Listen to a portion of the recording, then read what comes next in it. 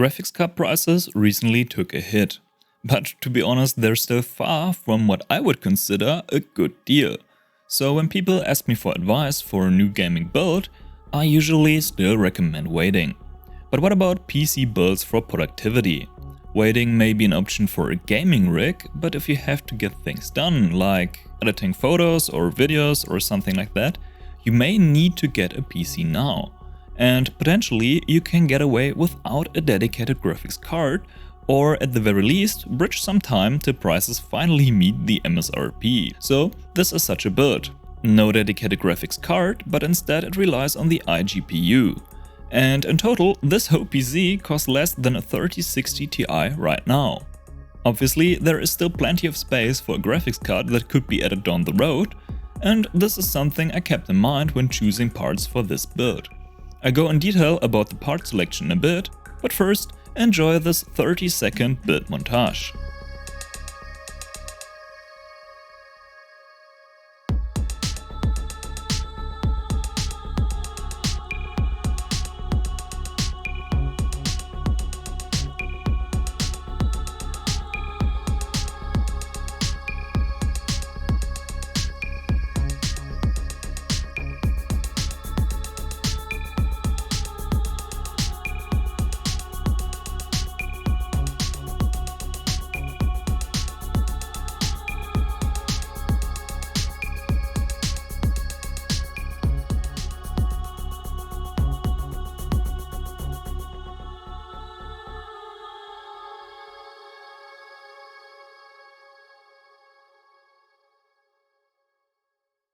Now we're going with the Intel 11600 here. Originally I planned to go for the 11400 instead, which usually is a better value CPU. But right now in Germany the 11600 actually is a bit cheaper than its little brother, so it's the obvious choice.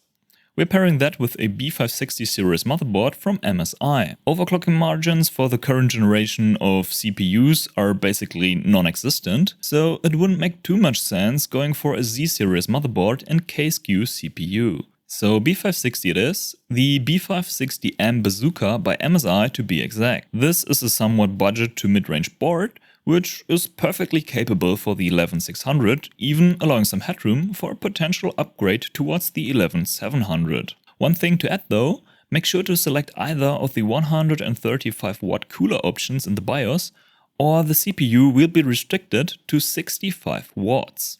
Of course, this would result in a huge performance hit. But manually disabling the power limit isn't necessary when having selected either of the larger cooler options. Of course, this needs to go along with a decent cooler. We're throwing the stock cooler in the trash and go with the Threesa 34 Esports from Arctic, which is an excellent cooler for its price. It comes in at about 30 euros and it's hard to beat at that price. Below 1200 RPM, it's very quiet and hard to distinguish or measure over the ambient noise. Of course, it can get pretty loud if we allow it to run at full tilt, so we definitely want to dial in a good fan curve. This is what I ended up with in case you like to copy that.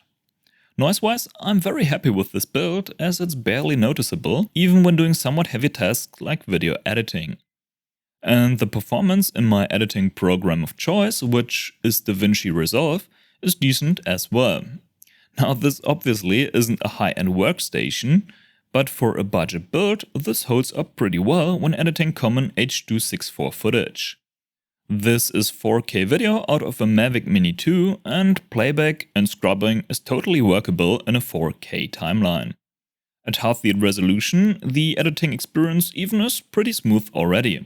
Now I'm using the free version of DaVinci Resolve here on purpose, as with a budget build like this, you probably won't be spending 300 quid on the studio version. And as one of the main advantages of the studio version is GPU acceleration, this wouldn't make too much sense anyway. For this reason, it also doesn't make too much sense to buy an expensive GPU for Resolve if you'll be using the free version, as the free version can use the GPU for hardly anything. However, when throwing 10-bit H.265 footage at this machine with a complex color grade and other edits, its limitations become pretty obvious. At that point, we either need to work with proxies or go for the studio version in combination with a powerful graphics card, which would easily double the total cost. Comparing render times for heavy H.265 footage to my personal rig makes the performance gap pretty clear. Not having a dedicated GPU is also a huge drawback for gaming. I mean, you could technically run games which are not too taxing, but it's not really enjoyable. For instance, CSGO with competitive settings is merely playable, but we can always add a graphics card down the road thanks to that 500 watt power supply.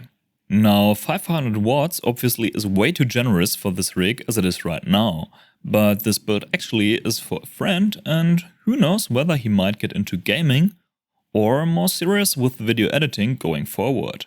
So, this build could potentially be home to a graphics card up to an Nvidia 3070 or a 6800 from AMD. This case definitely is big enough for a large graphics card, and I have to say it looks a bit funny how empty it is right now. But I otherwise really like the clean look of this case, especially considering that this is a sub €50 case. There is a link to the full review in the top right corner if you're interested in that. Now, to fill in some of the emptiness and provide a little bit more airflow through the fairly closed front, I put 3 Arctic P12 RGB fans in there. 2 are pulling air in from the front, 1 is pushing out of the back.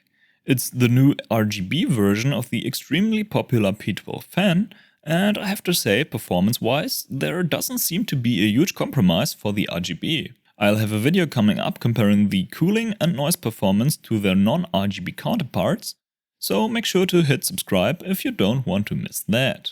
Now let's talk about price.